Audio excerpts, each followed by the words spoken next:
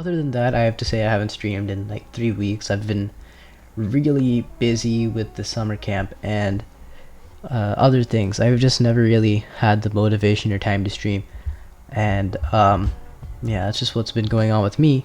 But I have found some motivation. I found some good content, and yeah, now I'm gonna. Actually have a like a what's it called? I have an actual idea today, and that's why I am actually excited to do this. So that being said, today, as the title suggests, I'm gonna be reviewing For Your Eyes Only. So For Your Eyes Only is one of J. Cole's albums that was released in 2016 and was, in my opinion, one of his most artistic albums, and also one of my favorites, if not my singular favorite album. And the reason for this is I just felt it was a certain form of J. Cole that we don't get to see very often, and that's why I loved it so much, because I just felt like it was I just felt like it was truly him. I feel like he was passionate about this, so he was really just speaking his truth. So yeah, fourth studio album, and in my opinion, one of my favorites.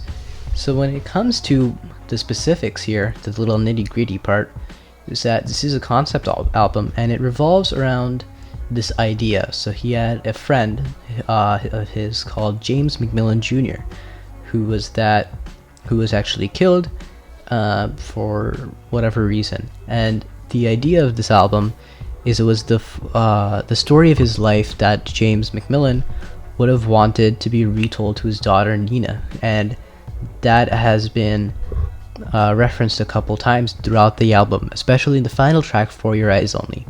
For instance, the first track is called For Whom the Bell Tolls, which is a reference to his funeral. And then as it progresses on with his life, starting first in the funeral, and then through all the hardships and the maturing parts of his life, it starts off with Immortal talking about him as selling drugs as a mean to be out of poverty, despite the risks that might come with it. And then in Environmentality, there's this little bit of a spoken interlude from who is presumably his daughter Nina, and her frustrations with her father's murder, and just how she felt after everything had gone on, and how it had affected her family life. And then in later tracks, such as She's Mine, it's both James Cole and James maturing and reconsidering their priorities in life. For instance, in She's Mine Part 1, it talks about a woman that James and or Cole really fell in love with, and that really caused them to rethink what they were doing with their life. They're thinking, okay, maybe I can do a little bit more than just what I'm doing right now.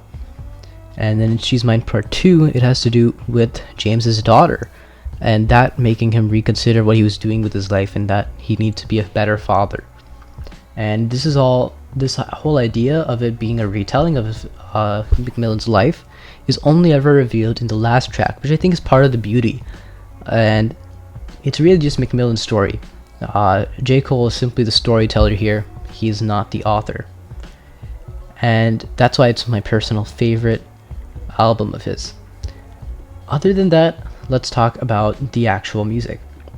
His storytelling here was really great, and some of the best I've ever heard. I don't think he can ever outdo Kendrick Lamar in that department, but it was still very good. He had the passion, he was thoughtful, he was artistic, he was hungry. Otherwise, there was excellent production, and that was also one thing I really loved about the album. The production on this was spectacular. My personal favorite tracks were definitely She's Mine, both of them, For Your Eyes Only, For Whom the Bell Tolls, which is my probably favorite track, and Changes maybe. But otherwise, like I said, most artistic album. It has a great cover picture as well, which I think is a weird thing to praise, but still something that I love. But yeah, that's why I would say that this is probably his magnum opus. And I know that's kind of a big word to use right now, because he can still do more with his career. I do think it's slowly winding down, which I think is something that we all as fans have to admit. And because he's already on what, his fifth, sixth studio album, so I think eventually it's going to end. And that's how life goes, right? You can't be a rapper forever, but you can always do other things, right? He's playing basketball, not very good at it, but he's playing basketball. Yeah, when it comes to the rating, I'm gonna give this a 9 out of 10.